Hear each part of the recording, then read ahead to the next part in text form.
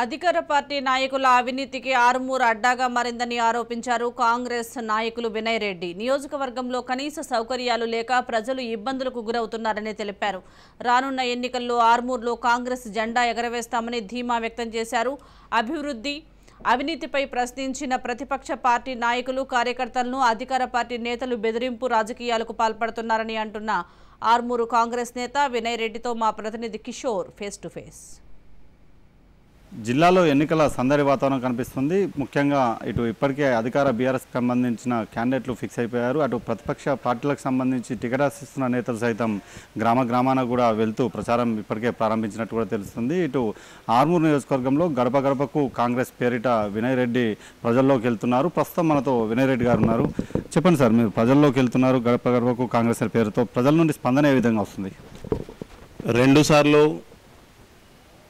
TRS పార్టీకి కేసీఆర్కి అవకాశం ఇద్దామని చెప్పి ఇవ్వడం జరిగింది. ప్రజలందరూ ఒకటే అనుకుంటున్నారు, మోసపోయినాం, ఈ పార్టీకి ఇచ్చి మోసపోయినాం. ఈసారి ఎట్టి పరిస్థితుల తెలంగాణ ఇచ్చిన కాంగ్రెస్ పార్టీకి వేద్దాము.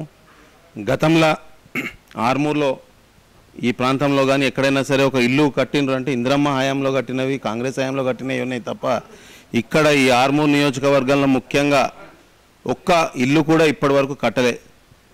ఒక 2 అంకాపూర్లో కానీ ఇక్కడ గోవింద్పేటలో కానీ ఒక 165 ఒక దగ్గర, ఒక 210 ఎన్నో ఒక దగ్గర వర్క్ నడుస్తుంది. కానీ ఇక్కడ కూడా ఇప్పటివరకు గృహప్రవేశం కానీ అటువంటి ఎక్కడ జరగలే. ప్రజలకి 2018లో కూడా హామీ ఇచ్చారు, ప్రతి ఒక్కరికి డబుల్ బెడ్రూమ్ ఇస్తాం అని చెప్పడం జరిగింది. కానీ ఒక్కటి కూడా ఇవ్వలే. ఏదైతే ఇందిరమ్మ హయాంలో జరిగిన, కాంగ్రెస్ హయాంలో జరిగిన రోడ్లు, వాటర్ ట్యాంకులు కానీ ఇంకొక వ్యవస్థ కానీ ప్రతిదీ కూడా కాంగ్రెస్ హయాంలోనే ఉంది. కనుక ఈసారి ఎట్టి పరిస్థితుల్లో కాంగ్రెస్కి, సోనియమ్మకి ఓటేస్తామని చెప్పి ప్రతి ఒక్కరు కూడా కోరుకుంటున్నారు. ప్రజల్లోకి వెళ్తున్నారు. ఆర్మూర్కి సంబంధించి ముఖ్యంగా ప్రజల నుండి ఎలాంటి స్పందన వస్తుంది, ఎలాంటి సమస్యలు మీ దృష్టికి తీసుకొస్తున్నారు?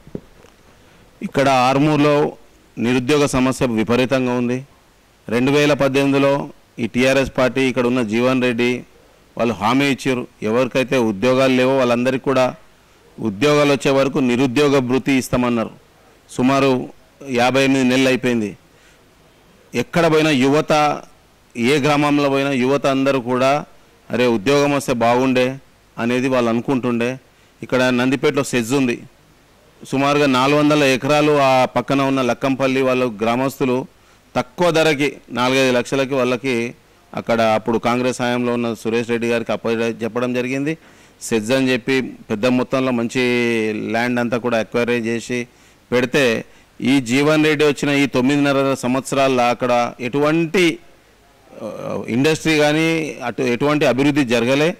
అదే కొన్ని ఇండస్ట్రీలు వచ్చింటే మంచి ఉద్యోగాలు వస్తుండే, ఈ ప్రాంతం కొంత నిరుద్యోగ సమస్య తగ్గుతుండే.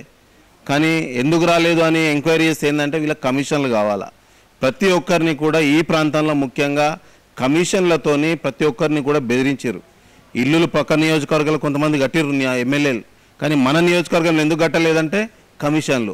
ప్రతి దాంట్లో కమిషన్ అయితేనే వాళ్ళకి ఆ రోజు గడుస్తుంది. ఆ పరిస్థితి ఉంది. కనుక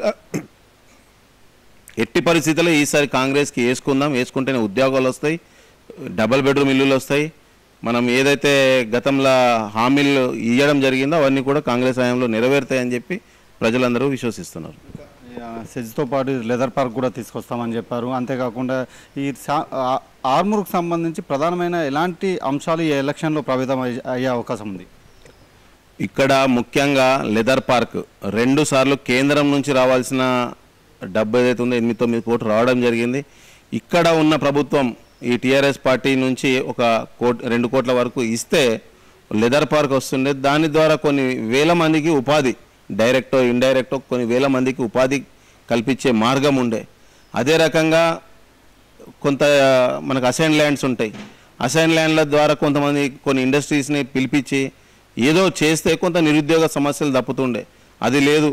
వీళ్ళు ఎక్కడైతే అసైన్ భూమి ఉందో పక్కన ల్యాండ్ కొనాలా, ఈ అసైన్ని దాన్ని క్లబ్ చేయాలా, క్లబ్ చేసి రోడ్లను దాదానో ఇదనో ప్రతిదీ కూడా భూమిని కబ్జా చేయడము. ఇక్కడ ఎవరన్నా ఇక్కడ ఉన్న రియల్టర్స్ ఉంటారు కొంతమంది, పాపం ఎప్పటి నుంచో చేస్తుండే రియల్ ఎస్టేట్ వాళ్ళందరూ కూడా స్తబ్దతతో ఉన్నారు.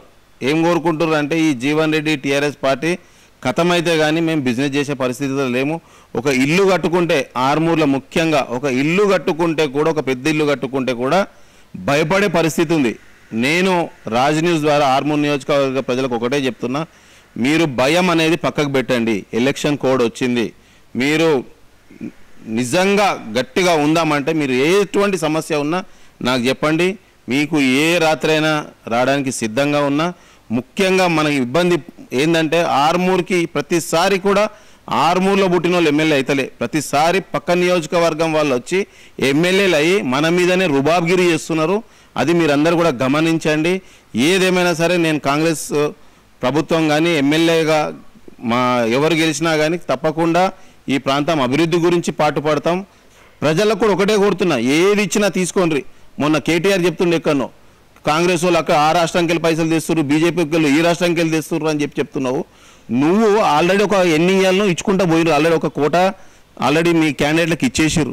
మీ క్యాండిడేట్లు ఇక్కడ రోడ్ల మీద పడి తిరుగుతున్నారు, అందరినీ కొనే ప్రయత్నం చేస్తున్నారు. ప్రజలారా మిమ్మల్ని ఒకటే కోరుతున్నా, ఈ ఎమ్మెల్యేని జీవన్ రెడ్డిని నమ్మే పరిస్థితిలో లేదు. మీరు ఏది ఇచ్చినా తీసుకోండి, ఏది ఇచ్చినా తీసుకోండి. ప్రతి పైసా మన దగ్గర దొబ్బి తిన్న పైసలే. మీరు ఏది ఇచ్చినా తీసుకోండి, ఓటు న్యాయం వైపు వేయండి. కేటీఆర్ చెప్పిండు కార్కేయండి, నేను కార్కని అంటలే దేనికంటలే, న్యాయం వైపు వేయండి. మీరు తీసుకోండి, ఏది న్యాయం అనిపిస్తుంది.